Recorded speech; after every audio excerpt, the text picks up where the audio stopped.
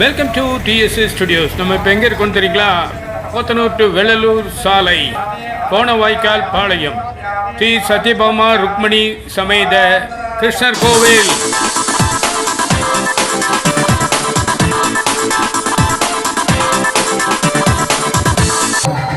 வாங்க திருக்கல்யாணத்தை ஒரு ரவுண்டு பார்த்துட்டு வரலாம். சந்தோஷமா உங்கள் பிரச்சனைகள் தீர உடனடியாக பின்னால் வாருங்கள், கண்டுகளியுங்கள்.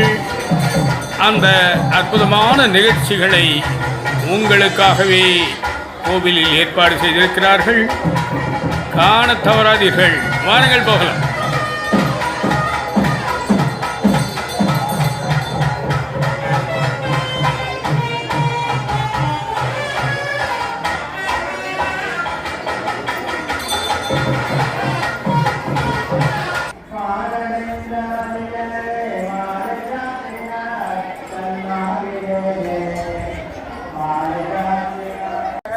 அங்கு பாருங்கள், ஆகம விதிப்படி ஆச்சாரியார்களை கொண்டு அருமையாக நிகழ்ச்சி தொடர்ந்து நடந்து கொண்டிருக்கிறது. காண்பதற்கே காண கண்கோடி வேண்டும் என்று சொல்வது போல 2 கண்கள் நமக்கு பத்தாது போலும். அது மட்டுமல்ல, எத்தனை கலிகாலம் வந்தாலும், எத்தனை இடர்கள் வந்தாலும், எத்தனை தடைகள் வந்தாலும் எம் மக்கள் அந்த கோவிலுக்கு செல்லும் பழக்கத்தையும் அந்த இறை பக்தியையும் விடாமல் கெட்டியாக பிடித்து கொண்டிருக்கிறார்கள். பாருங்கள், சின்னஞ்சிறு மழலைகளிலிருந்து வயதான பெரியவர்கள் வரை வந்து குவிந்திருக்கிறார்கள். சும்மா சொல்லக்கூடாது. அருமையான ஒரு நிகழ்ச்சி. பாருங்கள், என்ன ஒரு கண்கொள்ளா காட்சி. சரி, நான் சற்று நேரம் ஒதுங்கிக் கொள்கிறேன். நீங்கள் நிம்மதியாக பார்த்துவிட்டு பிறகு நான் வருகிறேன். दामोदराय विद्महे रुक्मिणी वल्लभाय धीमहि। ओम दामोदराय विद्महे रुक्मिणी वल्लभाय धीमहि। देवसुदेवगं सदा देवकी परमात्मा कृष्णं वन्दे जगद्गुरुवे स्वाहा। अवलवाय अमरचंगन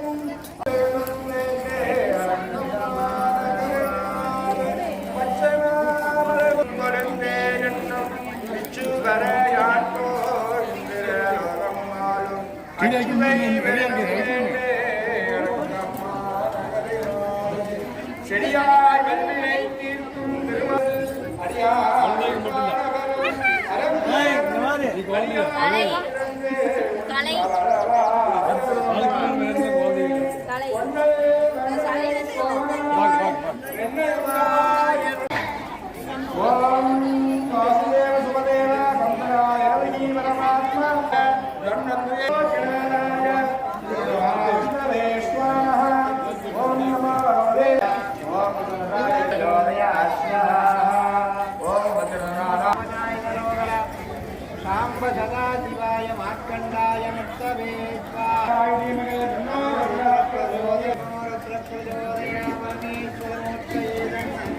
तत्पुरुषाद्य विद्महे महाशेनाय धीमहि।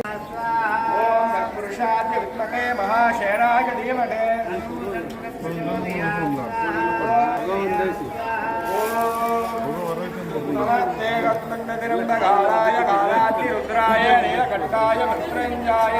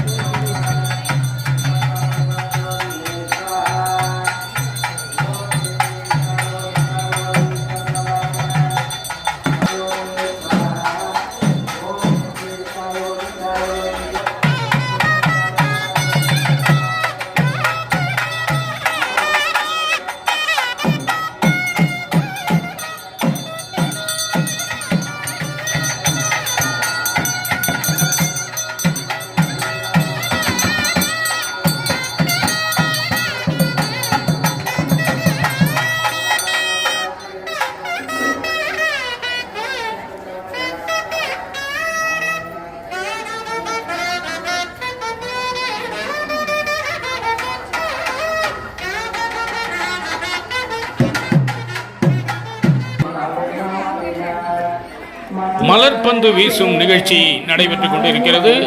பாருங்கள், மலர்பந்தை இங்கும் அங்குமாக வீசி எறிந்து மகிழ்ந்து கொண்டிருக்கிறார்கள். இதெல்லாம் அடுத்து பாருங்கள், தேங்காய் உருட்டுவது. ஒரு தேங்காய் உருட்டி பார்த்திருக்கிறேன், 2 ஒரே நேரத்தில் உருட்டுகிறார்கள். பாருங்கள், நேராக வேற வருகிறது. ஆஹா, என்ன ஒரு அழகான காட்சி பாருங்கள்.